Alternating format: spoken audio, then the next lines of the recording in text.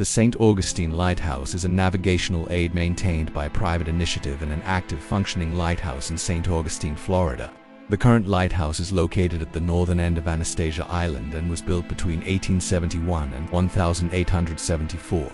The tower is the second lighthouse tower in St. Augustine, the first having been officially lit by the American territorial government in May 1824 as Florida's first lighthouse. However, both the Spanish and British governments operated an important navigational aid here, including a series of watchtowers and wooden lighthouses dating back to 1565.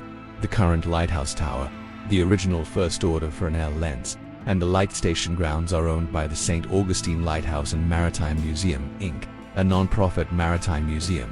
The museum is open to the public 360 days a year.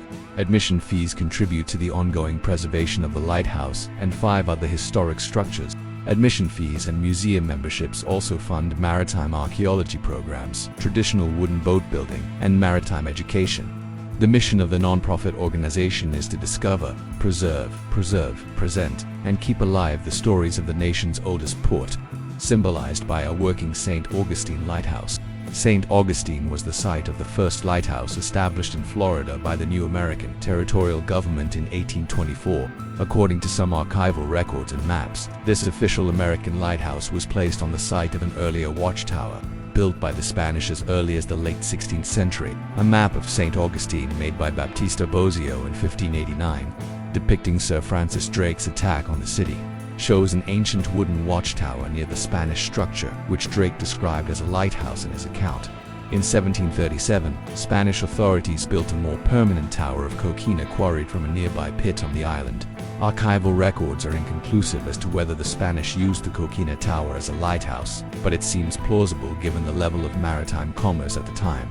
The structure was frequently referred to as a lighthouse in documents including shiplogs and nautical charts dating from the British period beginning in 1763. In 1783, the Spanish regained control of St. Augustine and once again refurbished the lighthouse. Swiss-Canadian naval engineer and surveyor Joseph Frederick Wallet Desbarres describes a coquina lighthouse on Anastasia Island in his 1780 engraving, Plan of the Harbour of St. Augustine. Jacques-Nicolas Bellin, French royal hydrographer, refers to the coquina tower as a bâtisse in Volume 1 of the Petit Atlas Maritime. The accuracy of these works is still debated. Desbarres' work contains some obvious errors, but Bellin is considered highly skilled. His work provides an important reference to the geography and landmarks of St. Augustine in 1764. Due to erosion and changes in the shoreline, the old tower collapsed into the sea in 1880, but not before a new lighthouse was lit. Today, the ruins of the tower are a submerged archaeological site. The first lamps of the original tower burned whale oil. The multiple lamps with silver reflectors were replaced by a fourth-order Fresnel lens in 1855, significantly improving the lighthouse's range and eliminating some maintenance problems. At the beginning of the Civil War, future Mayor Paul Arnaud, a local Menorcan harbor master, along with a lighthouse keeper, a woman named Maria Mesta de los Dolores Andrew, who, in this role, became the first Hispanic-American woman to serve in the Coast Guard, removed the lens from the old lighthouse and hid it in order to block Union navigation routes and help blockade runners remain concealed. The lens and clockwork mechanism were recovered after Arnaud was held captive aboard an offshore vessel and forced to reveal their location. In 1870, coastal erosion threatened the original lighthouse. Construction of a new tower began in 1871 during Florida's Reconstruction period. Meanwhile, a breakwater of coquina and brush was built to protect the old tower. A tramway transported construction materials from ships docked at the wharf. The new tower was completed in 1874 and entered service with a new first-order Fresnel lens. It was first lit in October by lighthouse keeper William Russell. Russell was the first keeper of the new tower and the only one to have worked in both towers. For 20 years, the site was staffed by head keeper William A. Hahn of Philadelphia. Major Hahn was a Union war hero who commanded his own battery at the Battle of Gettysburg. With his wife Kate Skillen Hahn of Maine, he had 6 daughters. The family was known for serving lemonade on the porches of the keeper's house, which was built as a Victorian duplex during Hahn's tenure. On August 31, 1886, the Charleston earthquake caused the tower to sway violently according to the keeper's log, but no damage was recorded. In 1885, after many experiments with different types of oils, the lamp was converted to burn kerosene instead of whale oil. During World War II, men and women of the Coast Guard trained in St. Augustine and used the lighthouse as an observation post for enemy ships and submarines that frequented the coast. In 1907, Indoor plumbing reached the lighthouse station, followed by electricity in the keeper's residence in 1925. The lighthouse itself was electrified in 1936 and automated in 1955. With automation, staffing was gradually reduced from 3 keepers to 2, and eventually to 1. No longer housing lighthouse families in the 1960s, the keeper's house was rented to local residents. Eventually it was declared surplus, and St. Johns County purchased it in 1970. That year, the house suffered a devastating fire set by an unknown arsonist. Have you ever stopped to think that the videos you just watched, with flawless scripts and engaging narrations, might have been created by someone who never even touched a camera or a microphone? There is a new digital elite profiting heavily behind the scenes of YouTube and social media, building massive channels without ever showing their faces or spending thousands of dollars on equipment. While most people are frozen by the fear of being on camera, these individuals are using the hidden power of artificial intelligence to generate automated content that works and earns for them 24 hours a day. The secret to dominating this game isn't about having a famous face. It's about knowing how to command the right tools to create scripts, voices, and visuals that magnetically hold the audience's attention. I've gained access to a strategic method that reveals the exact roadmap for you to build your own invisible digital empire. Mastering AI to turn clicks into a real source of income. It is the perfect opportunity for those seeking financial and geographical freedom without having to deal with the pressure of being a public figure on the internet. Best of all, you can seize this opportunity right now for a symbolic price. The complete training is under an exclusive promotion, dropping from $97 to just $17. This is your passport to unlocking the knowledge you need to start your professional journey with AI today. Click the first link in the description to secure your spot while this discount is still active. Restoration. In 1980, a small group of 15 women from the Junior Service League of St. Augustine JSL signed a 99-year lease with the county for the keeper's house and surrounding grounds, initiating a major restoration project. Shortly after the JSL took over the restoration, the league signed a 30-year lease with the Coast Guard to begin a restoration project on the lighthouse tower itself. The lighthouse was subsequently listed on the National Register of Historic Places in 1981, thanks to the efforts of local preservationist and writer Karen Harvey. The old lens functioned until it was damaged by rifle fire in 1986, shattering 19 prisms. Lamplighter Hank Mears contacted the FBI to investigate the crime. As the lens continued to deteriorate, the Coast Guard considered removing it and replacing it with a more modern airport beacon, once again championed by the JSL Journal of Light Society. This idea was rejected, and the 2.7-meter-tall lens was restored with the help of retired Coast Guardsmen Joe Cocking and Nick Johnston. This was the first restoration of its kind in the United States. Cocking and Johnston continued to work with the museum staff and care for the lens. Volunteers from Northrop Grumman Corporation and Florida Power and Light clean and inspect the lens and its workings weekly. Today, the St. Augustine Lighthouse consists of the 165-foot 50-meter tower built in 1874. The 1876 Keeper's House, 2 summer kitchens added in 1886, a 1941 U.S. Coast Guard barracks, and a 1936 garage that housed a Jeep repair shop during World War II. The site also hosts a weather station operated by the National Oceanic and Atmospheric Administration (NOAA). St. Augustine Lighthouse and Maritime Museum. In 1994, the St. Augustine Lighthouse Museum opened its doors to the public full-time. A community board of trustees was created in 1998. The volunteer men and women of the board are responsible for preserving the site for future generations. In 2002, under the direction of then Executive Director Kathy Fleming, ownership of the tower and historic Fresnel lens was transferred from the U.S. Coast Guard, through the General Services Administration and the National Park Service, to the St. Augustine Lighthouse and Museum, Inc. This was the first such transfer of a lighthouse in the United States to a non-profit organization. The museum maintains the lighthouse as a private aid to navigation. In 2016, the museum changed its name to the St. Augustine Lighthouse and Maritime Museum. The St. Augustine Lighthouse and Maritime Museum aims to preserve local maritime history, keep alive the history of the nation's oldest port, and connect youth with marine sciences. The museum's board and staff also work to help save other lighthouses in Florida and across the country by coordinating efforts with various federal agencies and volunteer groups such as the Florida Lighthouse Association. The lighthouse employs approximately 50 people and annually welcomes more than 200,000 visitors, including 54,000 school-aged children. The museum maintains an active archaeological program, the Lighthouse Archaeological Maritime Program, or LAMP, that researches maritime archaeological sites around St. Augustine and the First Coast region. Staff archaeologists have discovered several historic shipwrecks and investigated many others, as well as other maritime sites such as breakwaters, plantation wharf ruins, and the remains of the original St. Augustine Lighthouse nearby.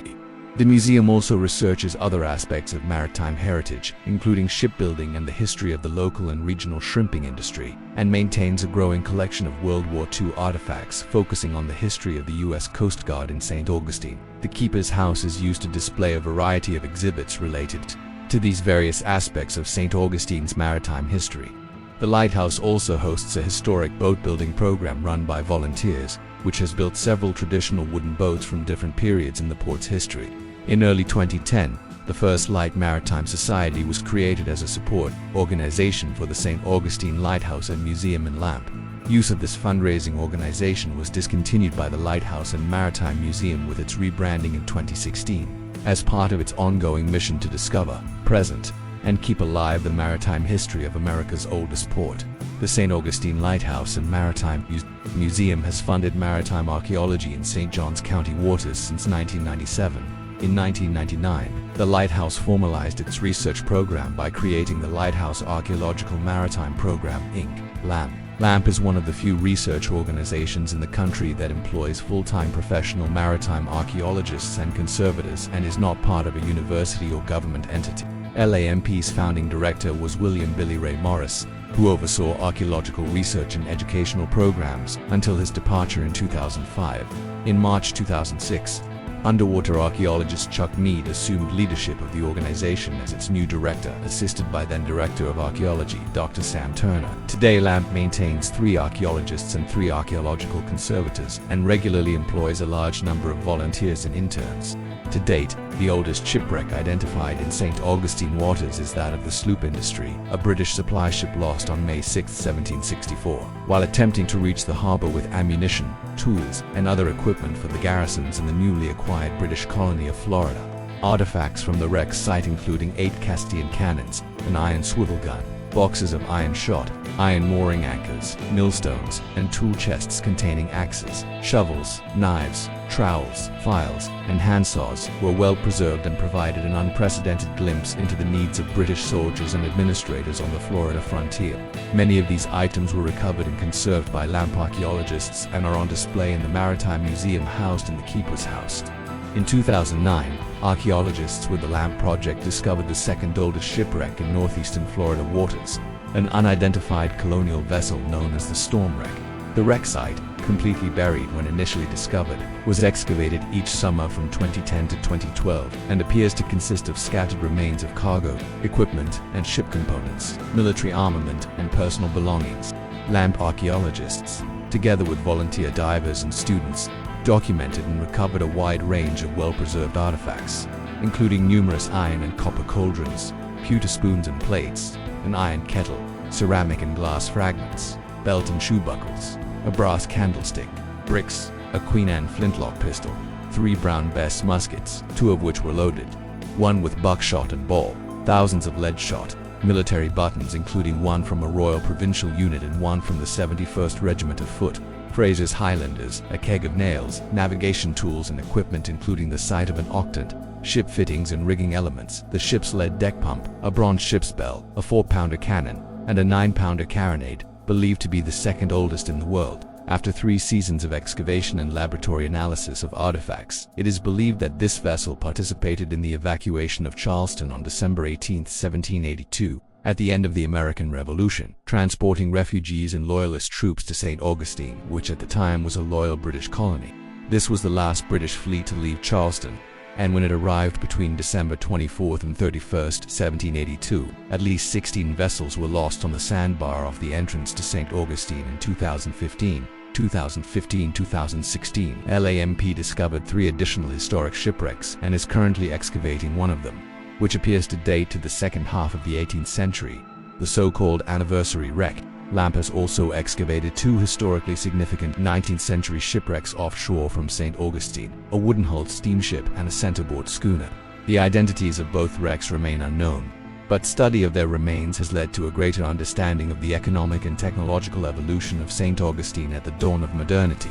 The latter wreck carried a cargo of cement in barrels, likely destined for the city's late 19th century building boom associated with industrialist Henry Flagler.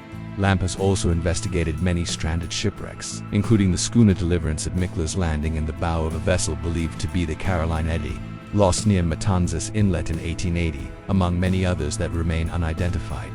In addition to these and other shipwrecks, Lampe has investigated a wide variety of archaeological sites in St. Augustine and Florida's First Coast region, representing the French, Spanish, British, and early American periods of Florida history. These sites include British plantation wharves, community shipyard foundations, ferry and steamboat landings, ballast dump sites, colonial piers, inundated terrestrial sites, and the site of America's first free black settlement.